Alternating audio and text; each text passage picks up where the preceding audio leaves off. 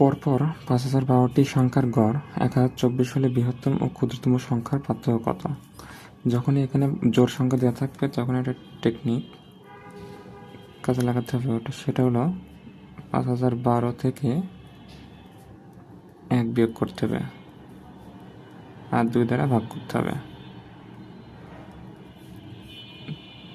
তাহলে 1 দ্বারা বিয়োগ করলে হবে হচ্ছে 5011, 2 দ্বারা ভাগ করলে 2505.5। বৃহত্তম সংখ্যা আর ক্ষুদ্রতম সংখ্যার পার্থক্য বের করতে বলছে। তাহলে গড় কত? 1024।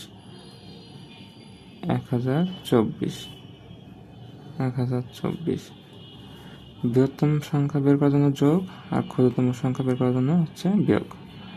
কোনটা বিয়োগ করতে পেরেছে? 2505.5। 2505.5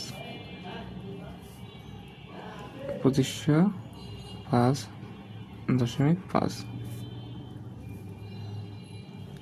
তাহলে এটা যোগ করলে হবে হচ্ছে 3529.5।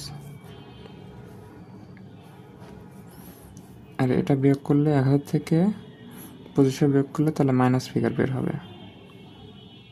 1481.5, এটা মাইনাস ফিগার। আর পার্থক্য বের করতে বললে আমাদের মাইনাস করতে হবে।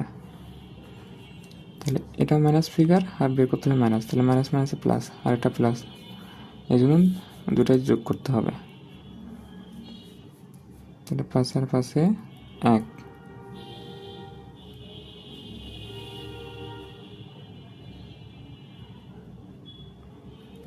তাহলে 5011 হবে যোগ করলে, কারণ এটাও মাইনাস ফিগার আর এখানে মাইনাস আছে, তাহলে মাইনাসে মাইনাসে প্লাস আর এটা প্লাস, এই জন্য দুটা যোগ করলাম।